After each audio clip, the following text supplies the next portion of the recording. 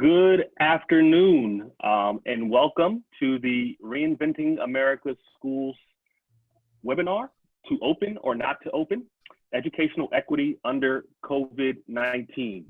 My name is Curtis Valentine. I am the Deputy Director of the Reinventing America's Schools project. The project is housed at the Progressive Policy Institute, and our project promotes a model of schools we call 21st century school systems, or systems that provide parents more choice and have more autonomy in return for more accountability.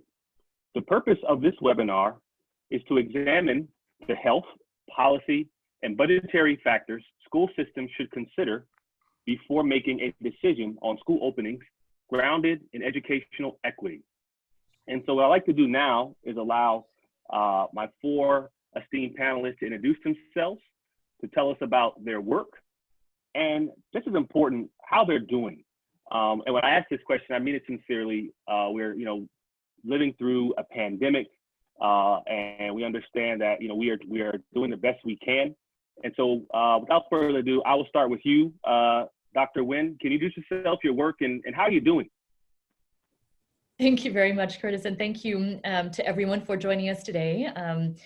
Yeah, I mean, I appreciate the question, in particular the way that you framed it in terms of how we're doing. I'm doing okay. I think just as with all of us, we are kind of muddling through a lot. I have two little kids. I have an almost 3-year-old toddler and a newborn baby. Well, not so newborn anymore. She's about 3 months old.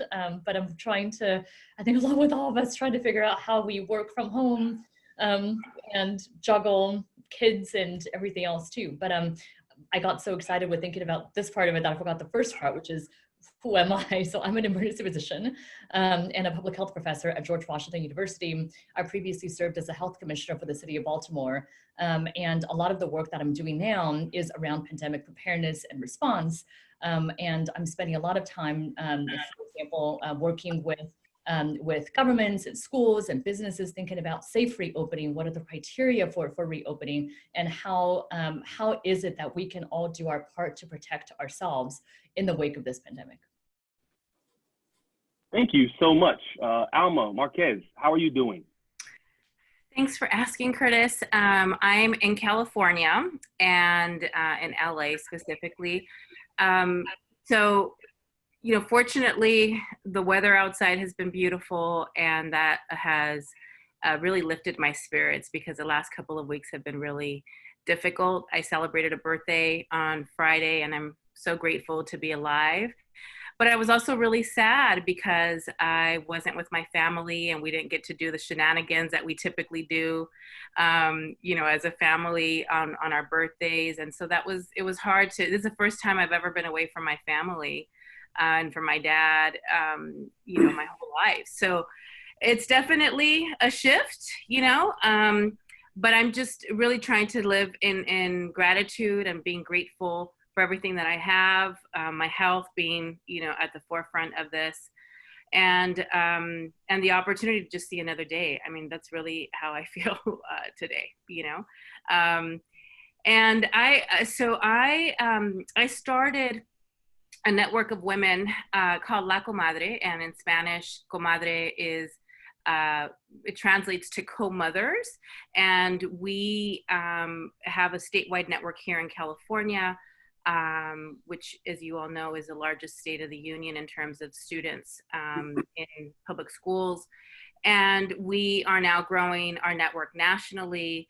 So we're super excited about the work, but so much of the work that we've been doing here in California has been really focused on looking at this lens about equity, and what is it that children and families, especially working class families, what is it that they need to make sure that their kids thrive and not just survive this pandemic, but really get through as much as possible during this time. So I'm excited to be here. We also recently launched another initiative called Sister Comadre, which is very much focused on bringing Black and Brown women together to talk about how we can, given the indicators in our community, how we can help our children survive and thrive again, not just during this pandemic, but moving forward. Thank you. Thank you so much for joining us today. George Parker, How are you doing today? I'm doing good. I've gotten to the point in my life now that I tell people I don't ask for a whole lot, right? If I wake up every morning, I'm going to put a good on it. And then I'll take it from there and go forward. So I'd say I'm doing good, but I'm concerned about a lot of what's going on now. This is a very unique and difficult situation. A lifelong educator. I taught school in the District of Columbia Public Schools, mathematics, middle school and high school for 30 years. Also was president of the DC Teachers Union for 6 years. And now I am an educational advocate for teachers and children and parents and everyone else who is a stakeholder in education. I currently am a senior advisor with the National Alliance of Public Charter Schools as well. I have a heart for Black and brown children, especially children who are from low income neighborhoods, because I grew up poor and I know the value of an education. It's what's made the difference in my life. So I take each child's education so seriously. Thank you so much, George. And last but not least, the great Paul Vallas. Well, I'm doing fine. As you know, I've had some run-ins from a healthcare standpoint, and Haiti put me in the hospital 3 times. So I'm trying to be cautious about being out there and being interactive. So I'm trying to minimize my risk. But I come from a family of first responders. I have 2 sons. My oldest son actually got the virus, but he recovered. And of course, my wife works at TSA, so we are socially distancing in the house, so to speak. But at the end of the day, I recognize the full impact that the virus is having, because my 2 administrative assistants in New Orleans both contracted the virus, and one died, and the other one just barely recovered. So clearly, it's impacting people different ways. I've been spending my time working with a number of educators to create a network. It's called the National Education Support Network. And really what we're doing is we're posting stuff out on how to reopen schools, how to do remote instruction. We're working very closely with the Illinois Association of Regional Superintendents of Schools to provide some supplemental guidance. Sometimes the states have a tendency to put things out that are 60-page manuals that can contribute to creating greater confusion rather than clarity. And in fact, a lot of the stuff we're posting, people can find on my LinkedIn. So if they go to my LinkedIn page, we post everything. But we're trying to do our part, and because this is a whole new ballgame, and I'm really concerned, if not depressed, over the impact that this is having to increase the inequities and to expand the socioeconomic divide. And I think the poorest children in this country are being hurt the most. While all of us have been impacted by COVID-19, clearly your ability to learn remotely and your ability to work remotely is directly impacted by your income. So these are troubling, disturbing times. And so I think collectively we're all trying to do our part to weather the storm. Thank you so much for that. And thank you so much for all the panelists for joining us today. Before we get started, I want to give you all panelists an idea of who's tuning in. And so we're going to do a poll, and I'm asking those who have tuned in to respond with the category you most identify with. Now, I understand you may fit into more than one category, but which category do you most identify with? As a parent, an educator, a funder, a journalist, an advocate, or a policy maker? And I know I fit into at least 4 of these groups. But I understand, as you're coming into this discussion about opening schools and how they open, where are you coming from mostly? And so we'll share that with the panel as we get started. And so I want to get started with our first question. Before we kind of go forward, I like to go back a little bit. And so before the COVID-19 pandemic hit our country, our public education system struggled to educate Black and brown students equitably. Under COVID-19, most school districts saw only a fraction of Black and brown students logging in for virtual learning, further exacerbating achievement gaps. In addition, historically, summer learning loss hit Black and brown students harder than other groups. And under COVID, that learning loss is being compounded. So Paul, I wanted to come to you first. What are the risks to student achievement of Black and brown students if we don't get this school opening decision right? And secondly, as a community, as a country, are we asking the right questions as it relates to what goes into deciding whether to open a school virtually, as a hybrid, or in person full time? Well, first of all, I think it's having a disastrous impact on the poor, and it's dramatically widening the gap. And again, I want to say that it's impacting everybody adversely, but clearly in direct proportion to your income. And you know, when you look at Black and brown children, they have a tendency, they are concentrated in high poverty schools. The achievement gap nationally is already about 20%, and they're more likely to be to come from families who are frontline workers, who are being impacted. In other words, these are the individuals who have to go to work. They can't work remotely, you know, if they've been able to return to their jobs at all. So when they do go to work and schools remain closed, the children are going to be home alone, or they're going to be monitored by their oldest siblings. So at the end of the day, it creates a very inequitable situation, and it just makes it worse. Also, these are the same the majority of the children have much greater dependency on their schools for not only academic services, health safety services, social, emotional, etc.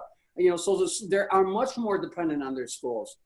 They're much more dependent on their schools for much more than just academics. And then finally, just the impact on the families, because let's face it, we're not going to reopen this economy until we are able to get people back to work. But if schools are closed, any attempts to reopen the economy are going to be thwarted.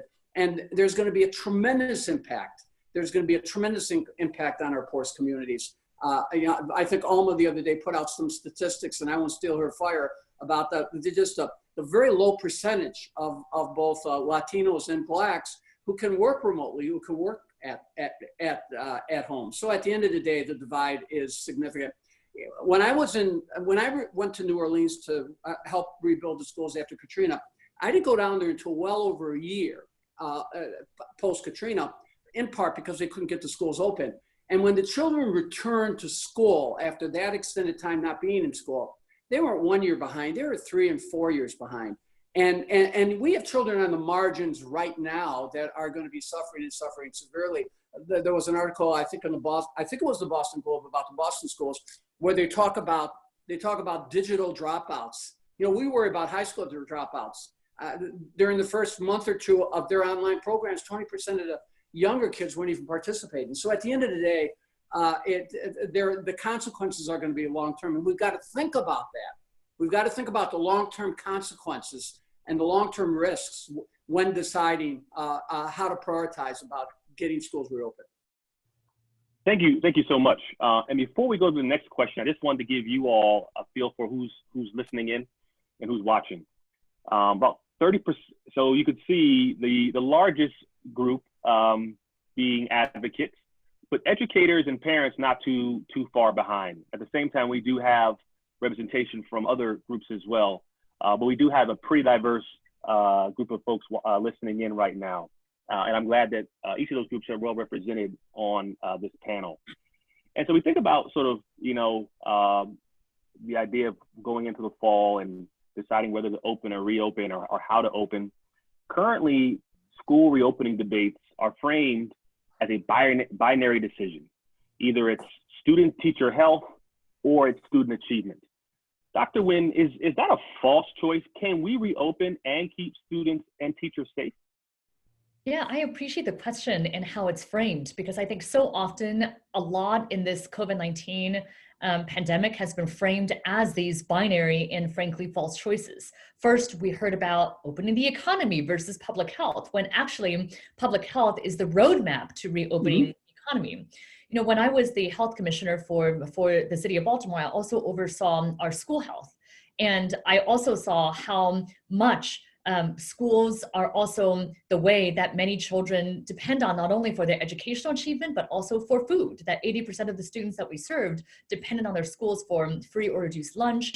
That also our school health suites and health centers were sometimes the only place where our children got access to healthcare and treatment for their asthma. It was where they got screened for getting glasses, which is instrumental to reading and educational attainment as well. And so I think, and of course there are many other reasons for the health that we need for there to be in-person instruction.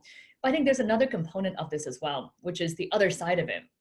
When I think about school reopening and what would be safe from a public health standpoint, everybody wants to know, right? The parents, as a parent, I have this question. I think every parent wants to know, can we keep our kids safe from COVID-19 in the schools? And of course, it's not only the parents, it's also the staff as well.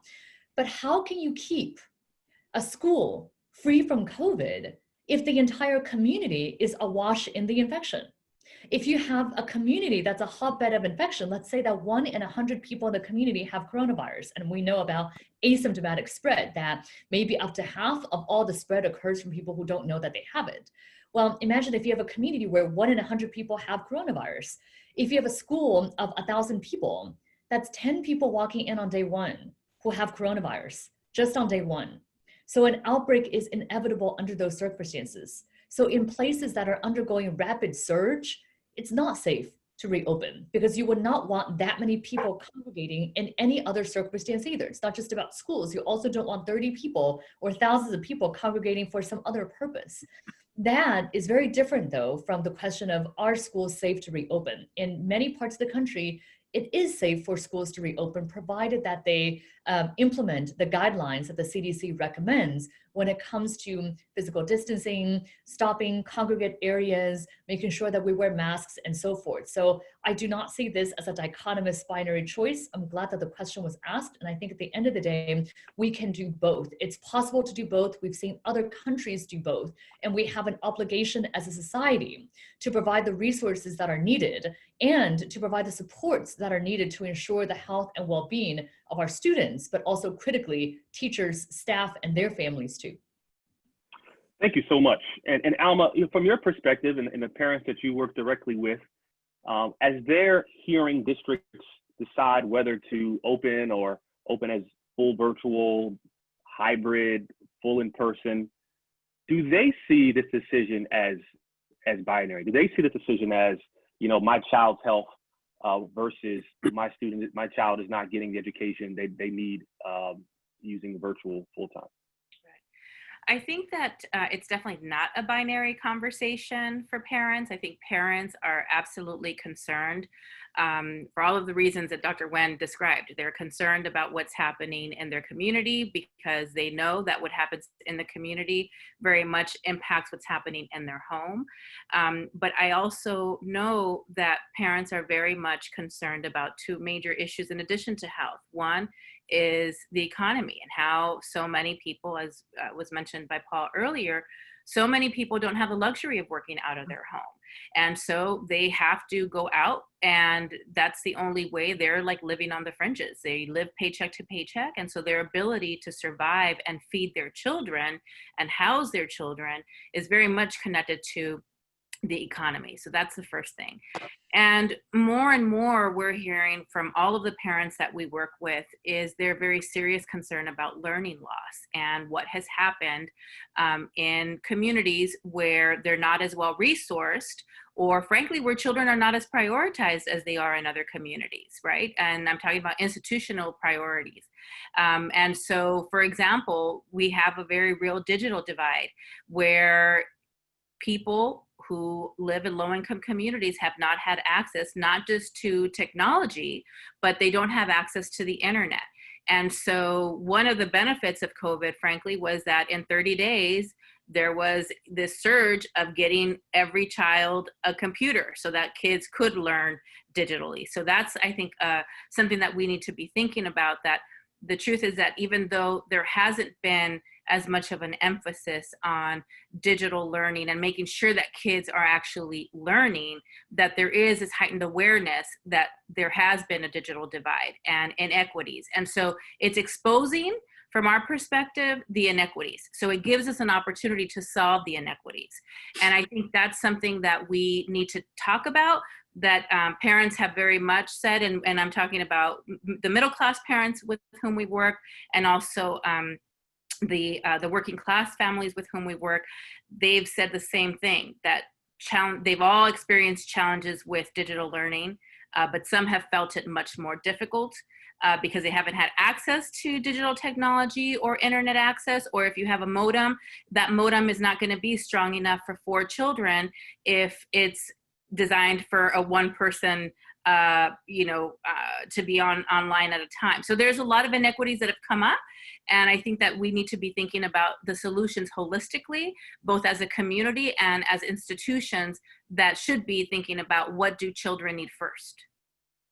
Oh, thank you. And that's incredibly important. And as we talk about parents, I also want to bring in the voice of teachers and the educators who are being tasked with either teaching virtually or in person. And so, George, I do want to come your way. School districts like Los Angeles Unified, San Diego Unified, Atlantic Public School System, and others have decided to continue full-time virtual learning, citing safety of teachers as a key factor, in many ways after public advocacy from teachers union in places like Houston and Chicago. In states like New Jersey, schools will be giving parents the option of in-person instruction 5 days a week. And in some districts, teachers are actually threatening to stay home if required to teach in person. And so, George, from your experience, as president of the Washington Teachers Union, as an educator of over 30 years, what is top of mind of educators, but also of educators of teachers unions, respectively, when making this decision to support one model of opening, or whether to even stay home, threaten to stay home? That's a great question. I think paramount that on teachers' minds right now, safety, health and safety for themselves and their students, that has to be paramount. Teachers love their students. Teachers want to be back in school. Every teacher I've talked with, and I don't claim to have talked to all teachers, but they want to be in the schools, but they want to ensure that there are safe schools. Now, with that comes some difficulty, and that is, what are safe schools, right? We haven't defined what are safe schools. How do teachers know when a school is safe? How do parents know when a school is safe, right? We need to define what do we mean by safe school. The safe school mean that all kids are tested, staff are tested. Does it mean that all kids will wear masks, staff wear masks? What about those states where the governors refuse to implement statewide mask wearing policies? Are exceptions going to be made for students and teachers? What happens when a child says, my parents say I shouldn't have to wear a mask? All right, what happens for those students? There are so many unanswered questions in terms of the daily operations of schools that yet have to be answered before teachers can feel, first of all, safe and healthy, but then operationally, what happens if a student contracts or staff member contracts COVID? Does that mean that every teacher that has come in contact with that student and that staff personnel, for example, I was a middle school teacher, right? Which meant I saw roughly 100 to 120 students every day, right? So that student would see at least 5 different teachers per day. So does that mean that if we find one student who has contracted COVID, that all of a sudden all 5 of those teachers and all other students in the class now have to go and do what? Quarantine for 14 days. There are so many questions that have not yet been answered in terms of process and procedures, along with safety and health concerns. No, thank you so much. And I mentioned again the voice of educators being factored into the decisions that school leaders and school boards use to make the decision about how to open and when to open, whether to delay openings. And so, Paul, who should school leaders be listening to when making these decisions? Some school districts created task forces and they had different community members on board. Like, whose voice should be listened to? And in addition to that, what should superintendents be doing to prepare for the fall, in many ways based on the advice they were getting from different community partners and advocacy groups?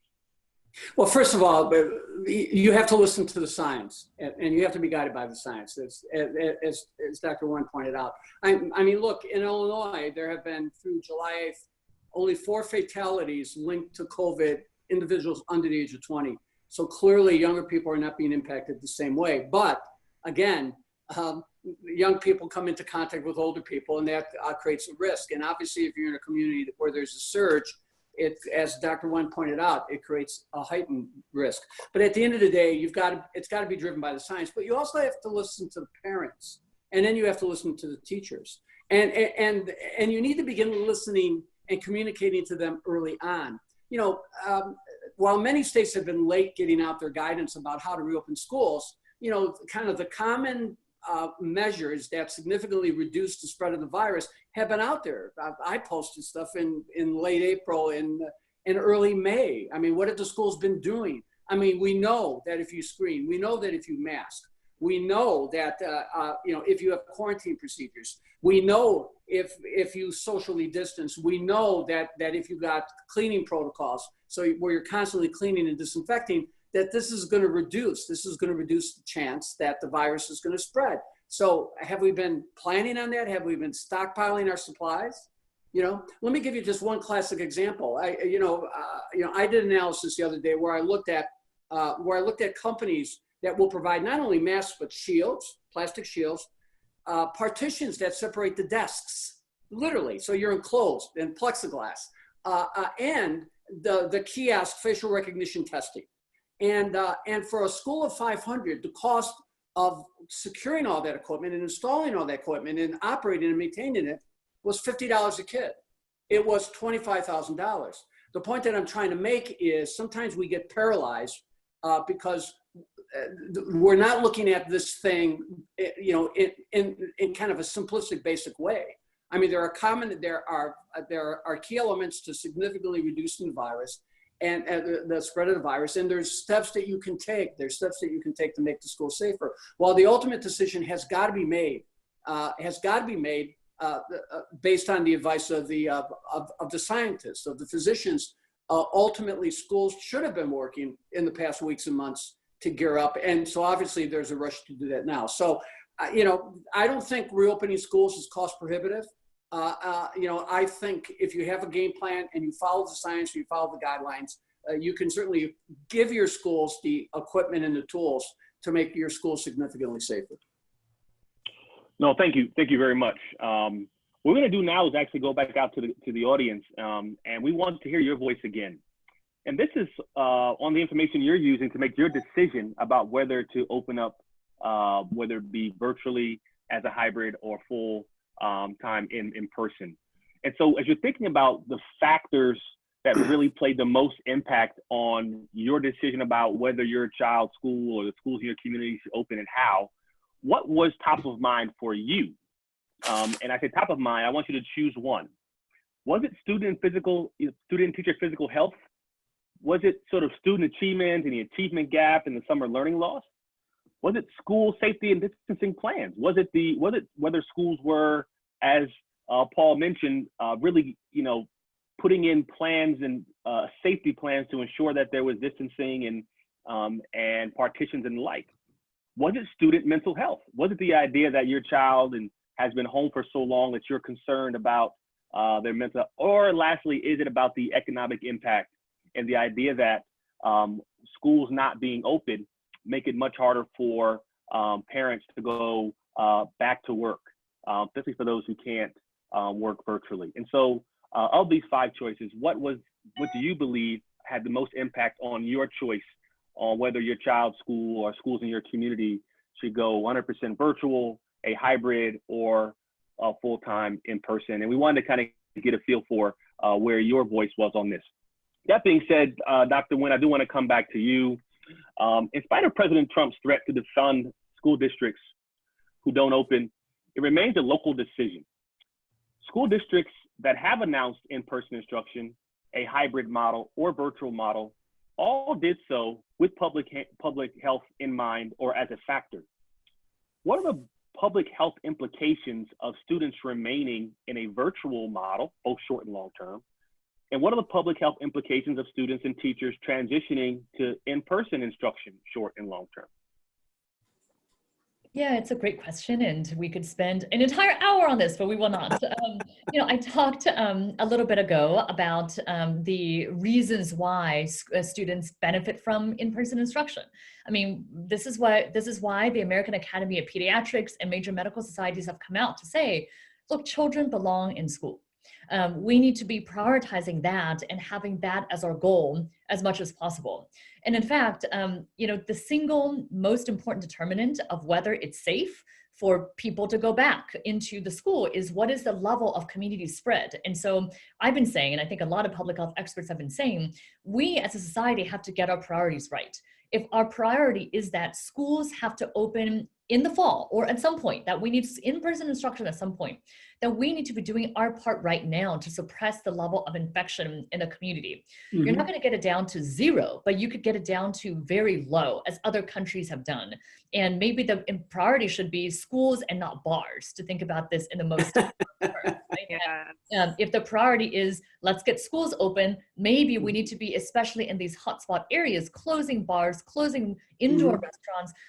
I understand, by the way, my husband is a small business owner. I totally understand the struggles of small business owners. We should also be helping to make people whole who can't find jobs, who are unemployed for this period of time. So, we need to help them with that. But we as a society have to get our priorities straight, because we cannot have our cake and eat it too. And so that's the most important, I think, component of this is we really need to do this because in-person instruction is going to have the best benefits for health and education.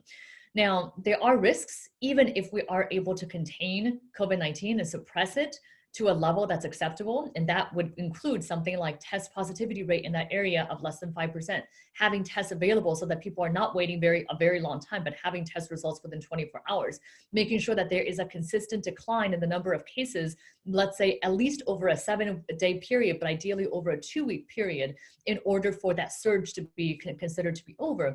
But even if that's the case, if we reopen schools, just like if we reopen any aspect, you are going to have some cases.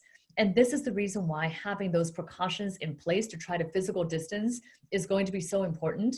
And I think just as importantly, we also have to think about what happens when people get sick, not if they get sick, when they get sick. The CDC guidelines, for example, recommend isolation rooms, right? So if there is a child who has symptoms, what are you going to do in that setting? Also, if somebody is found out to have COVID, or in the time that it takes for them to even be tested, what are you going to do?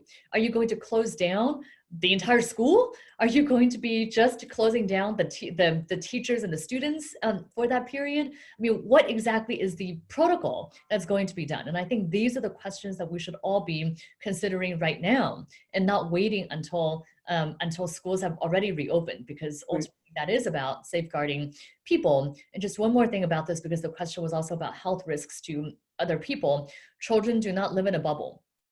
And children are going to come home to older parents and grandparents and other caregivers. Teachers do not live in a bubble. And we have to think about their health and well-being too. My mother was a longtime teacher, actually in Los Angeles, in LA Unified.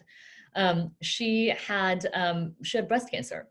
And she was a full-time teacher while she went through chemotherapy and radiation. For 8 years, she went through her treatments while working full-time.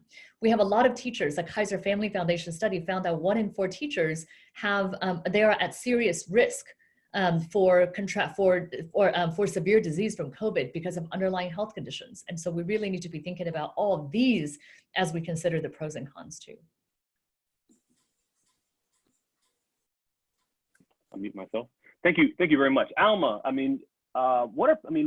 Based on what Dr. Wen is saying, how is that information impacting parents and their support for one model or another, whether it be going back full-time virtual, having this hybrid where they get maybe every other day, and whether they go back full-time, like in places like New Jersey that is offering. What are parents thinking when they're hearing what Dr. Wen is saying? Well, I appreciate Dr. Wen's leadership on this, because parents are frankly desperately looking for leadership. And I think that runs across the country and in specific regions. I think parents we're not public health experts. We're not experts in medical issues. Forget public health, just on the medical side of this, in terms of just being aware of like, how does this impact? How do you really contract it? You know, we spoke about this previously about, you know, I'm concerned about several of my friends who are medical doctors and medical professionals have talked about the fact that, you know, they're concerned about people contracting it by through their eyes. And like, there's been very little conversation about that. So I think that parents are looking for information and desperately trying to find who to believe. And unfortunately, because there is this very strange, frankly, like political discourse on should we wear masks or should we not wear masks? You know, these kinds of really ridiculous almost questions that when we know that, you know, worldwide this is an issue. This is not an issue that's affecting the Republicans and the Democrats only in this country, right? It's a national problem, of course, but it's an international, it's a pandemic. And so I think that having leaders who are honest and transparent, not just about the challenges, some of which, you know, we've been discussing now, but also about what are the solutions. And I keep going back to a very basic conversation about what is best for children. And we do know that social interaction and having them in school is best for them. But right now, in California, we're experiencing a really terrible surge. There is no way in hell that I would send my daughter to school. I would not. I would figure out how to keep her home. And I'm also a single mom. And I know that as a single mom, the options are very different for me than they would be if I lived in a parent home. But there's just no way that I would do that to my kid. So I think that, we have to follow the science. We have to trust the science. And I think, unfortunately, because it has become such a political and divided conversation, we need to be honest with each other that we have to trust the science. And this cannot be, we can't use our children as political pawns or allow us to be used as political pawns in this conversation. So I just think we're desperately looking for leadership, and really that kind of leadership that Dr. Wen described, the types of advice that she's giving, is the kind of advice that we should be heeding. Before I get back to our survey results, I did want to go back to Dr. Wen just a second, because you did mention something, particularly as it relates to being able to contract it through your eyes. And I do have Dr. Wen on this. I want to just confirm with her what you're hearing about the likelihood that particularly a child could contract the virus through their eyes, and if so, are masks enough, or should children be wearing face guards? Yeah, it's a really good question. And I'll preface this by saying that there is a lot that we now know about SARS-CoV-2, the virus that causes COVID-19. There's a lot that we still don't know. And what I'm about to tell you is what we know. And with the understanding, though, that there is still a lot of science that is evolving. As you may all recall, even as recently as March, we were saying that we should not be wearing masks. And part of that was because we were out of masks for healthcare workers, but it was also because we didn't have the science at that time that showed us about asymptomatic transmission, that up to 40% or even more of people who are transmitting don't have symptoms, but can still be contagious to others. We also did not know at that time about the aerosol transmission. We thought that if you are coughing, sneezing, and then you have these large respiratory droplets, and the droplets that you're coughing and sneezing, I know this sounds gross, but if it lands on somebody else's face, then that's going to give them COVID. Or if it lands on your hands and then you touch something and then somebody else touches that thing, then they might get it too. But now we know that just by speaking and breathing, that we are also expelling these very small microscopic droplets that could carry the virus too. And that's the reason why we are now recommending wearing masks, because you don't know that you have it. So you're protecting others by wearing a mask, and also you don't even have to cough or sneeze, just by speaking, you're potentially expelling these droplets too. So why do we wear the mask? We wear the mask primarily to protect other people in case we happen to be asymptomatic carriers and we're then containing the droplets from within rather than exposing it outside. Of course, there is also some benefit to us if somebody else is coughing or sneezing or somebody else, there's a lot of virus around us. In theory, that would also protect us at least a little bit to have a mask too. So with all of that in mind, yes, it is possible that you could get the virus through your eyes, but given that the main reason for wearing the mask is to protect others, I would not also recommend that you wear something over your face. That said, there are studies that are ongoing now about comparing face shields, which are these clear plastic things that you put over your head. There are studies now comparing the face shield to a mask because the face shield doesn't cover your nose and your mouth completely. And so it may be less effective that way, but some people find it more comfortable. And also it does protect your eyes too. So studies are still ongoing about that. No, thank you so much. Thank you for the clarification. I just wanted to make sure we touched on that, and some folks are probably listening in and wanted clarification as well. That being said, I look at the survey results, and 63% of those who responded said that student and teacher physical health was top of mind when they made a decision about whether to open or not. Another 19% was sort of school safety, distancing plan, like if we go back, how prepared are schools to ensure that the virus is not spread rapidly. And then you have student mental health, student achievement, and others, and economic impact actually being last. And so as we sort of, think about the reopening and sort of transition our conversation to what should happen next, in view of everything we just talked about the concerns and the need for being prepared, whether they go to school or not, or understanding the implications and the impact of students staying home. The Centers for Disease Control created guidelines for school reopening. And as Paul mentioned, that information was really, at the forefront of a lot of superintendents and school boards' decision about, whether to open and how to open. And so, Dr. Wen, you touched on this earlier a little bit. Can you explain, the protocols and sort of give us an overview of what those CDC protocols are as it relates to school reopening? Yeah, absolutely. So you can find them all online at CDC on the CDC website. And I think it is really important to look at them as parents too, or as educators certainly, but as anyone making this decision, because you also want to be asking the question, now is the time to be asking the question of your school. Which of these protocols are you implementing? You can compare their return to school protocols with what the CDC has recommended. A lot of this is going to sound like common sense on the one hand, but also sound expensive. And that, before I go into what they are, I will preface that and say that, yes, they are meant to be expensive because it takes resources. It takes resources for us to ensure that schools are safe. We have, I've heard some public health experts put it as, we have a surge for hospitals. We should have a surge for schools. Or another way of putting this is, we've spent billions bailing out banks. We've spent billions bailing out the airline industry. Why can't we also spend billions helping our children and teachers too? So it is going to be expensive, but if that's what's needed, that's what our federal government has an obligation to do too, in my view. So, the types of things, so distancing is really important. This is a disease that spreads from person to person. And as much as possible, there should be distancing, as in there should be chairs, tables that are spaced apart.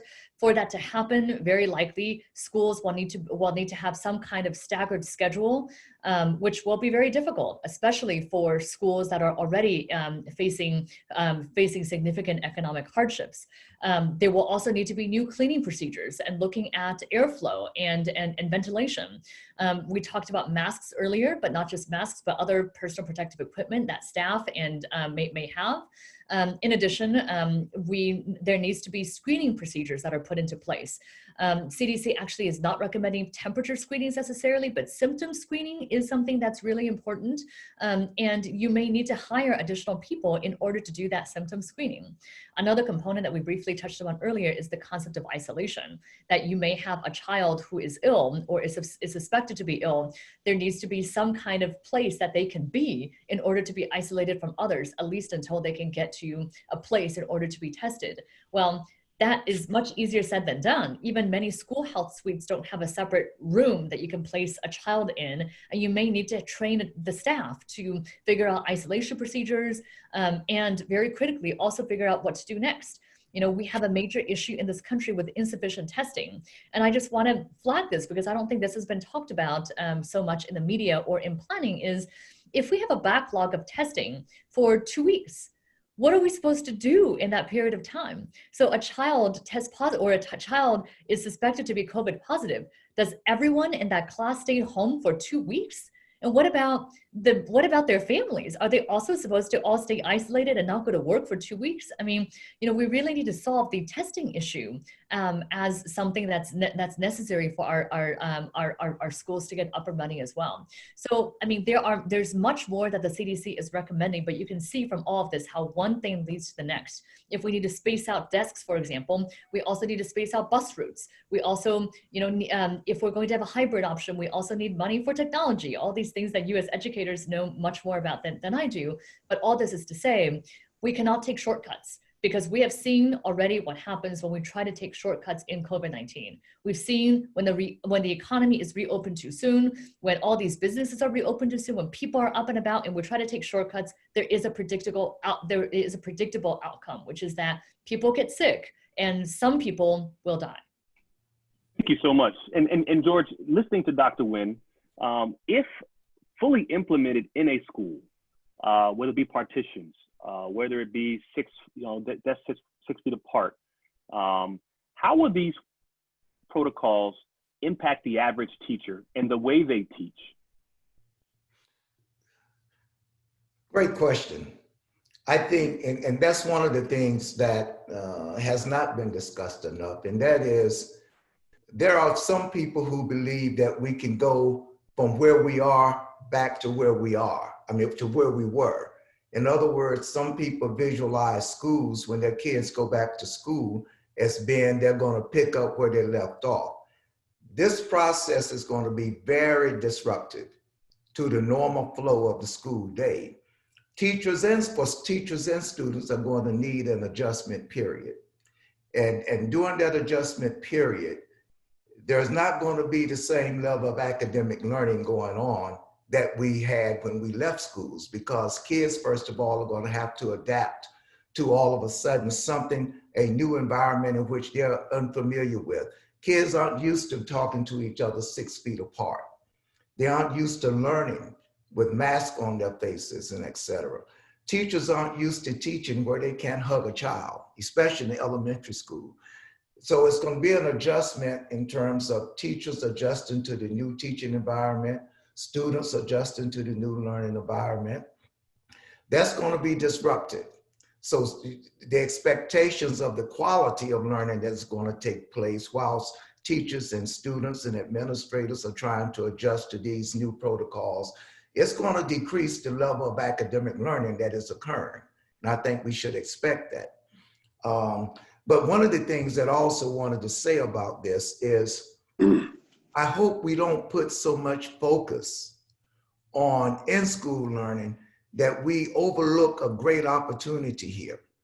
And that great opportunity is that this crisis gives public schools an opportunity to really redefine and to define virtual learning, because most public schools have not really incorporated virtual learning, which can be a great asset if we use it correctly to complementing the in-school learning. So I hope that we don't look at virtual learning just as this is a temporary thing until we can get totally back to in-school learning. Because I think if we develop virtual learning and we look at it futuristically, that it can be a main way that we can help to achieve, to close the achievement gap, is that kids can get learning time away from in-school type of teaching to try to catch up. But I just hope we don't forget about virtual learning now that we have to go to it in many cases, and really develop it where it is effective so that we can cooperate it when we can get back to normal, that kids can have options, and that teachers have a more extensive variety of ways that they can educate children. Well, George, while I have you on, I'm curious, based on your opinion and your experience, do you believe that our teachers are prepared to transition to virtual learning this fall? And if not, what should they be doing right now to ensure that those who are asked to teach virtually are prepared? I think that there's going to have to be professional development for teachers.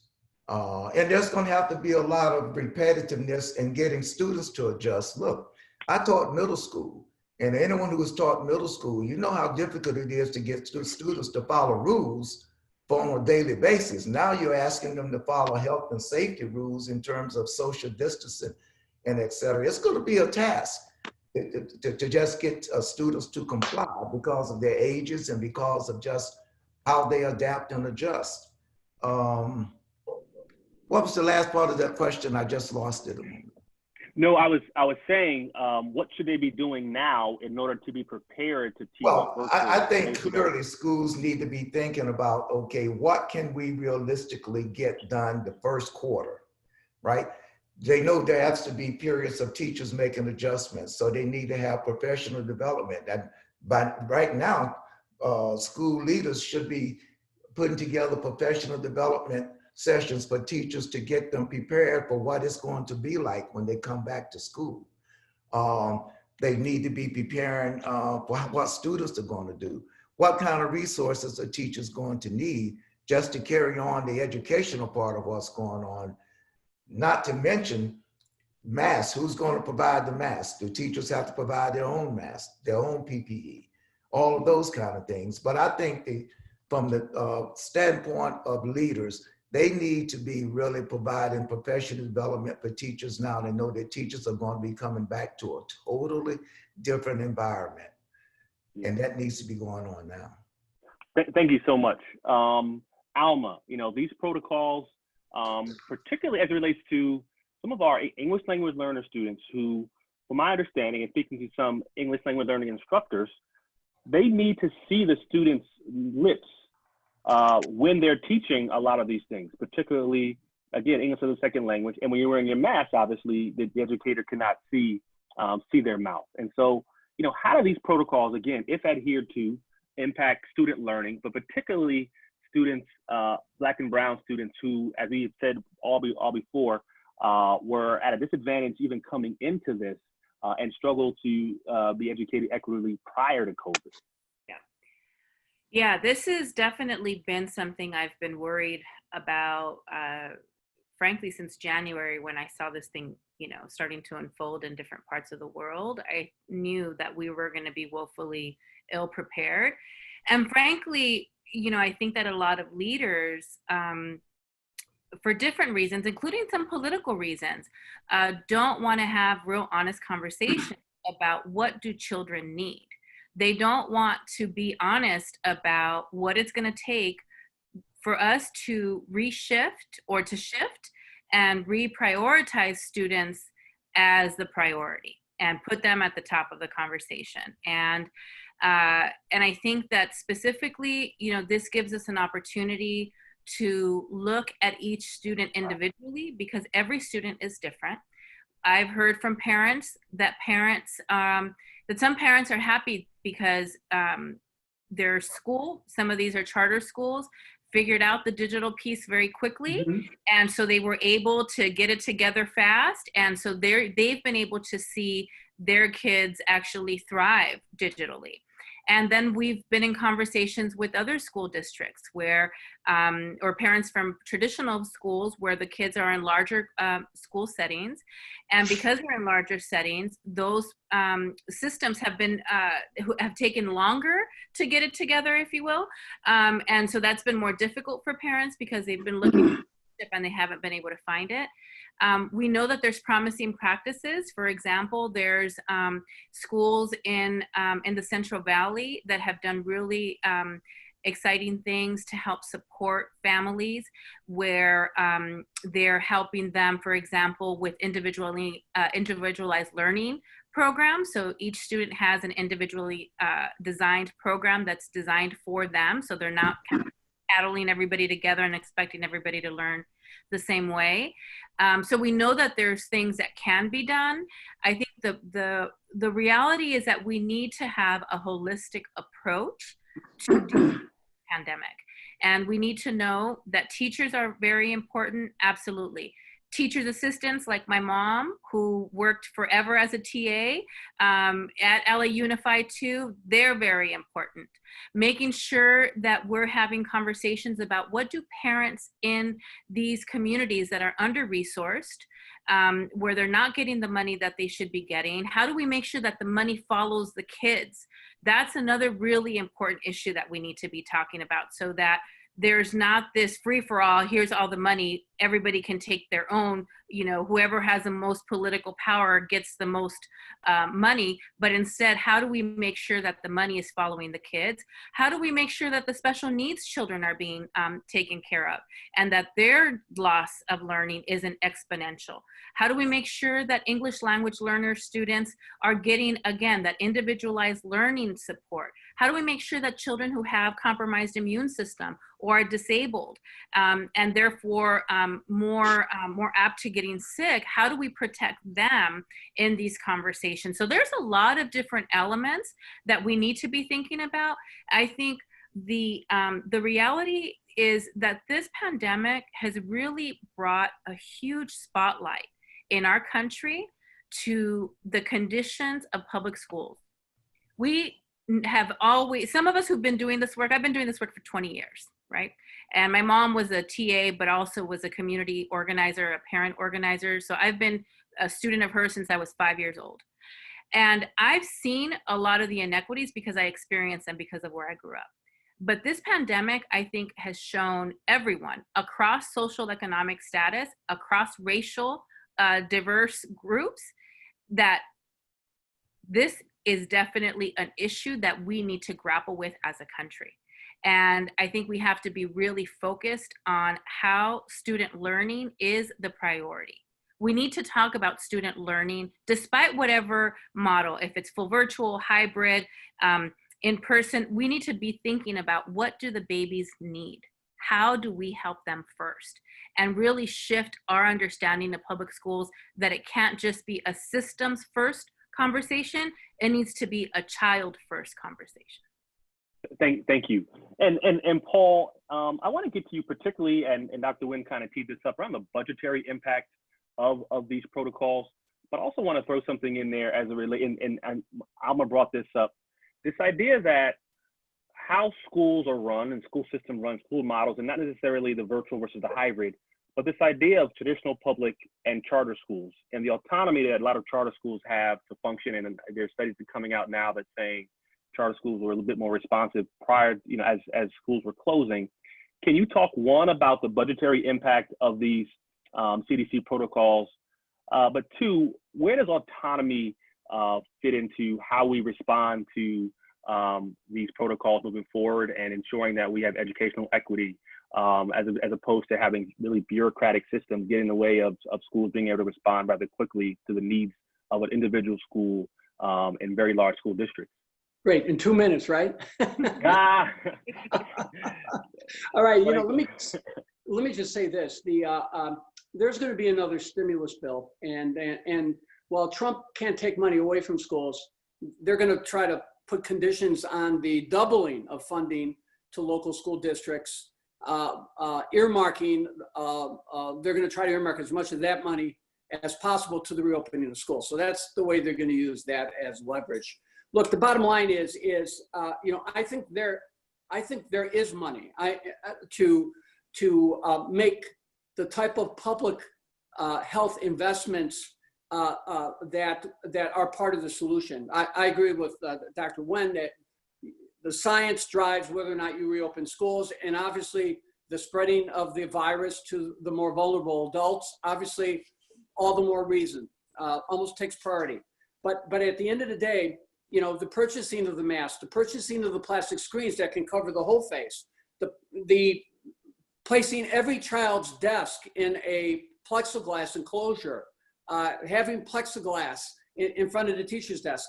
There are things you can do, doing the remote, doing the testing, the screening, the temperature kiosks and the facial recognition kiosks and things like that. Those things are not cost prohibitive. Where the costs come in is hiring the additional teachers and additional staff to reduce class size, the social distancing. That's where the costs come in. And that necessitates that you look at all the possibilities. Look at the high schools. Are we going to be teaching online electives like we're teaching online core courses? Or can those elective teachers be reclassified, or could their tasks be modified so that you could create, more basic education courses, core education courses, if you're electives, but yet have a greater teacher to staff ratio? So the bottom line is, you have a school that may not have not have facility flexibility, but there may be other. There may be the local university, the local church that has an auditorium for that, for example, the city council, where you could in effect have satellite classrooms. So you've got to be thinking about taking that approach so that you can follow that kind of what they call the 60-50 rule, the 6 feet separation, no more than 50 people gathering in a closed space, follow the CDC guidelines. But let me say something about remote learning. Remote learning isn't a substitute for online learning, but we're not going to have a choice, because we're going to have to make it a substitute, because schools, for the most part, aren't going to open on time, and they're probably going to close again.